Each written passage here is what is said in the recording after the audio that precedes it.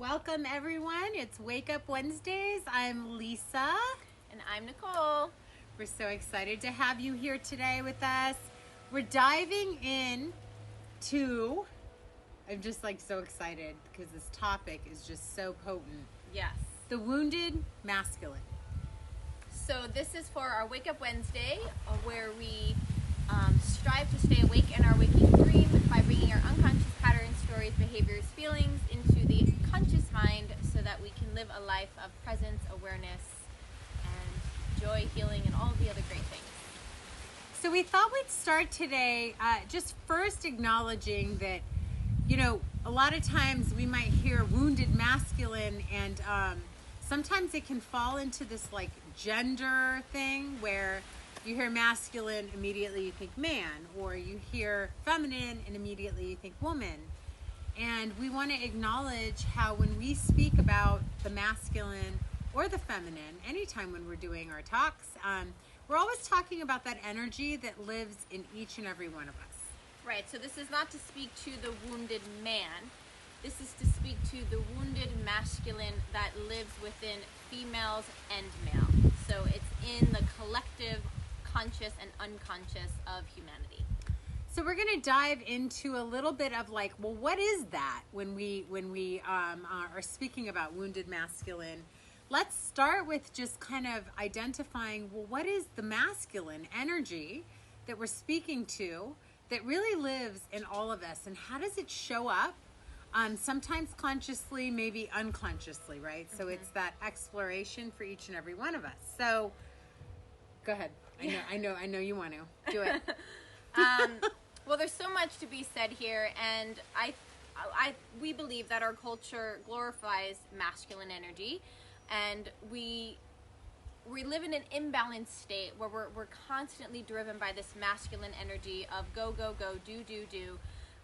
It's this disassociation or disconnection from our emotions, and it's where we live in our minds, right? So the masculine is in the mind, and so we're constantly in logical thinking and separated from anything else that is not logical thinking, intuition, emotions, all of that. Planning, strategizing, and just trying to build and achieve. That's the masculine energy. And it's positive. It's a beautiful energy, right, when it's balanced. So there's no space for processing, for stillness, for integration, for contemplation, for an inward moving process when we're constantly in the wounded side of the masculine. And go ahead. And when that's happening, there's also this suppression that's happening with the feminine energy that equally lives in all of us. So there's a lot of things that can come with that. As Nicole was talking about, emotions and feeling. We were just talking about it before we actually went live with you guys, but just how, it's not, it's actually weak in a lot of ways to feel as a man, or just as a woman even. As a woman, yes. Yeah, so in our culture, yeah, it is thought to be weak when you're feeling or expressing your emotions, right? Vulnerability is a sign of weakness. Kylie. She's laughing. Yeah. So, what we've discovered in our conversation is that, so the wounded masculine is fueled by aggression. And it's fueled by aggression that's underlined with fear. And the fear is that we don't have any, we need to control every aspect of our lives in order to be in a place of power. And in order to gain that power, we have to step over other people. It doesn't matter who they are, whether they're close to us or not close to us. We step over them in order to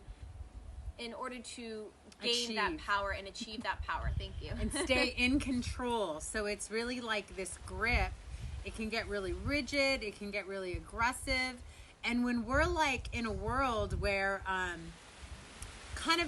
everybody's running and racing, and it's that energy is just in the air. It's everywhere. And it's within each and every one of us. And it's really great energy, but when it's not balanced, like we were talking about, when we're not taking the time to feel the softer edges, and to really listen deeper, and to really nurture and ask ourselves questions like what we need today, the things that you might receive like from a mother, you know? And to feel safe enough, right, with that, right? The fear, to feel safe enough to be able to slow down enough to be able to ask those questions. Then we can start to find that balanced state. Mm-hmm. When we're constantly in this other state, it's very vigilant. It gets our, even our nervous systems get all ramped up. And then we're more prone to things like anger and bursting out and finding aggression and expressing ourselves in ways that sometimes we look back and we're like, whoa, who got into me? You know, what got into me? And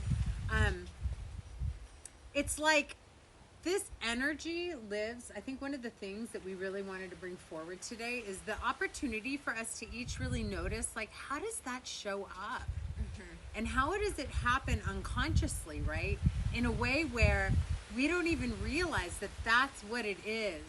And that it's like so deep in the collective that we can't help but feel it in our personal lives as well. Mm-hmm. So Sean wrote something here. He says, key point is fear. Thank you. Yeah. Self-inquiry, the Shiva process. Exactly. So I think that the wounded masculine is definitely fueled by fear. And then the fear is lack of control. And the fear is if I show my emotions, if I show that I have the softer side of me, that means that I'm not powerful. I'm not a powerful being. And so I no longer stand in a place of power. And so it's something to inquire about. So that there are different ways where we can experience the wounded masculine in each and every one of us. So some of the ways are having a hard time being in stillness, or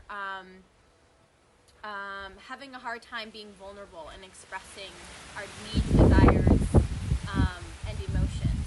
Do you want to add some more? Yeah, I was going to say just being able to actually feel and to feel your body and to feel that it's okay to slow down enough to do that, to actually give your time space for that, right? Like, go ahead. When you're in the wounded masculine, it can feel very tense and rigid, like all the time. You're constantly in this place of rigidity, like kind of feels like a box, like you're boxed off, and it's very linear. It's like here, I have to get here, I have to get here, I have to get here, I have to get here, and there's no room for movement within that process. There's actually no room for process. It's just goal, action, goal, action, goal, action. Right. So it can get very obsessive, and actually what I wanted to acknowledge is one way that it's in the field heavily, and you may even identify with this. I know I do, and I've been working on it, is just, it's this busyness, right? It's this busyness, and everybody's so busy, even with COVID, even now, right? We're all so busy. And in that busyness, we're really in that masculine state, and we're just not slowing down, and we're really up here. Like we, reiterating just in a different way what we've said 50 times. But it lives in the wounded masculine lives in the mental realm, and we can see it in the physiology. So when you look at people as yoga teachers, we're always talking to people about how heavy their heads can get. 8 pounds all of a sudden turns into 45 pounds, and so you can see it in the way people, their head forward, and it's really kind of like. I was thinking about that when you were talking.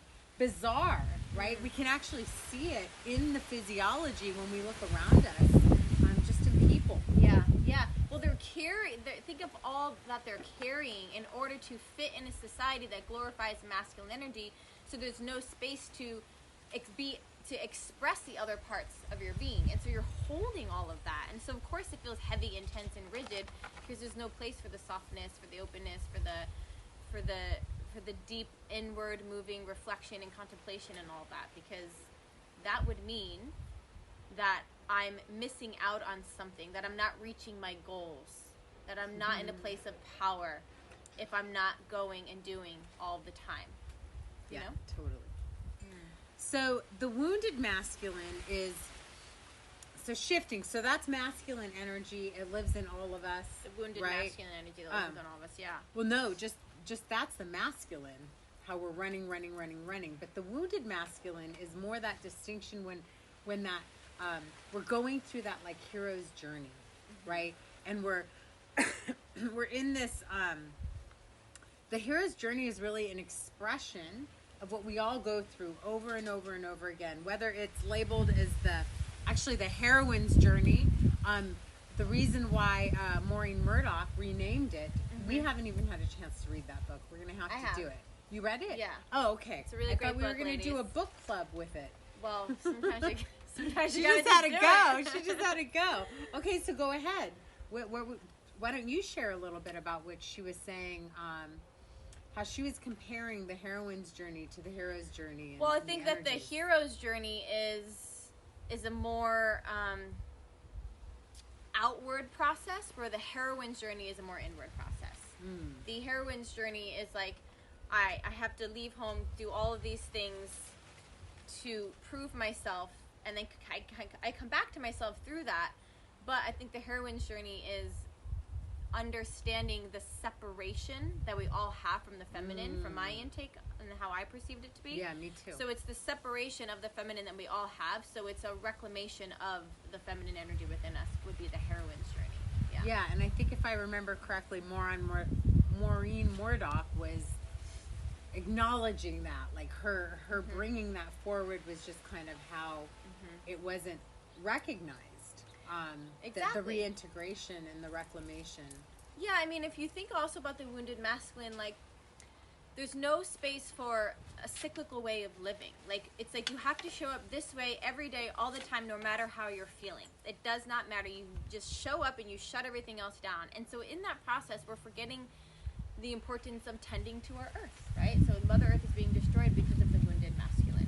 So there's so many aspects of our lives that we can kind of look at and feel into and maybe uncover and peel back the onion and ask, okay, where is this wounded masculine showing up in my life where it's no longer serving me or the people around me or the earth or the beings that live in my life?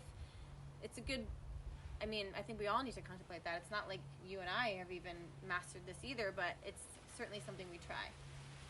Yeah, just bringing, it's really about bringing the awareness forward. That's, I mean, really what our lives are about, is about bringing it forward so that we can acknowledge and notice where these systematic imbalances are within each of our containers, each of our energetic fields. Like, where do we feel like we're balanced, like some days I feel like I've got both, and I'm doing this little dance with both. Like, I feel, and how I would describe that would be like, I'm feeling on point when it comes to my profession and what I do in that expression of life. And I'm also making time for self-care and doing all the things that I need for me.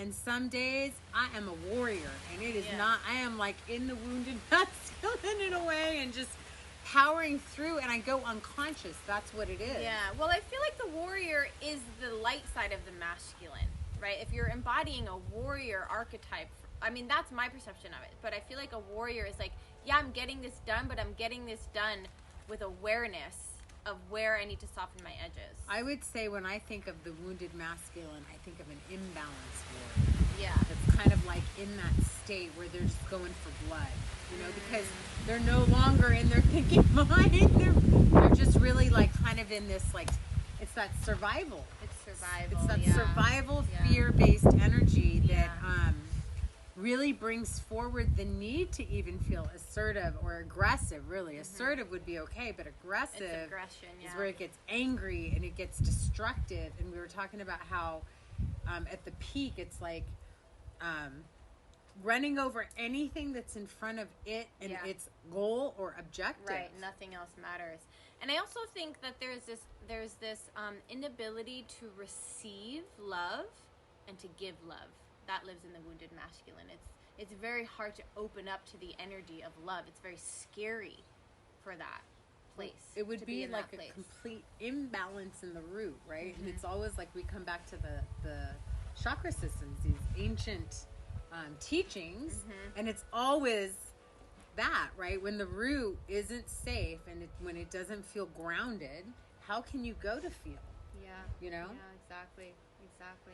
Yeah, so where do you feel ungrounded in your life is a really good question to contemplate in our lives, right? Where do we feel ungrounded, where we feel like we need to live in this place of the wounded masculine unconsciously, right? So really going throughout your days so aware, so open, so conscious, in a feeling and thought state, right? Not only in thought state, but truly feeling, so that you can have this deeper understanding of when these parts of your being are showing up, right? These unconscious parts that are living in the collective are showing up in your personal life.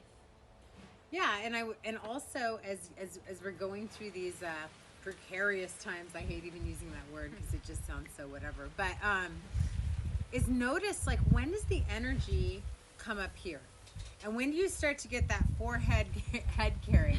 When is the head hanging? You know, and when are you getting serious and really intense and really rigid? You know, and then notice, like, just maybe you can just notice at that moment, like, wow, this is an expression of me shifting into that masculine energy. And then how am I doing it? Am I doing it in a place where I'm coming, like, from a wounded place? Or am I doing it from a place that's, like, feels healthy and productive? And I really feel like when we're not conscious about it, that's when it becomes wounded. Really, the more I feel into that. 100%. Yeah, I think that when you're conscious of it, even when those parts that you maybe don't want to accept about yourselves, I think they are now conscious, and then they don't. It's not necessarily, doesn't necessarily have to show up as the wounded one. It just can be an awareness. Okay, this is showing up for me. How can I love it, respect it, honor it, so that it doesn't show up in this capacity? It's really as simple as bringing awareness to how the yin and the yang, you know, because I was just kind of feeling into that as it's just like that masculine and that feminine, and bringing awareness to how we're embodying it in the moment, and is that really serving the bigger situation and our inner situation. And with that said, yeah, so if you have any questions or comments on the wounded masculine, like, send them over our way, put them in the chat box here. We're always open to new ideas and suggestions that you want to learn about or inquire within. So we hope that this was helpful in really understanding how the wounded masculine might show up in your life, and how to tend to it in a way that is very loving and supportive, rather than shaming, judging, or suppressing. So if you ever need help in processing any of this stuff, then you can reach out to either myself or Lisa. This is the kind of work that we do, and we love, love, love going deep into all of this. Love you, ladies. I truly appreciate these little talks. Oh, you're so welcome. Thanks for showing up, Sean. Absolutely. And I just want to let y'all know, starting on Thursdays, I'm going to be doing a Thriving Thursdays and also Therapy Thursdays, and I'll be oscillating every other week between the two. So I hope you can join me on Thursdays. And the time is going to be 1:11 p.m. this Thursday. Just follow me, and then that way, you'll get the updates. Yeah, for sure. We hope to see you in 2 weeks. We'll be on my Instagram with a brand new topic. And stay tuned, stay connected. We are sending you so much love to heal that wounded masculine, and we look forward to seeing you soon. Stay awake. Got it? No, I don't know. Why is it always so hard? You just hit that? No, it's just right here. Oh, that's right.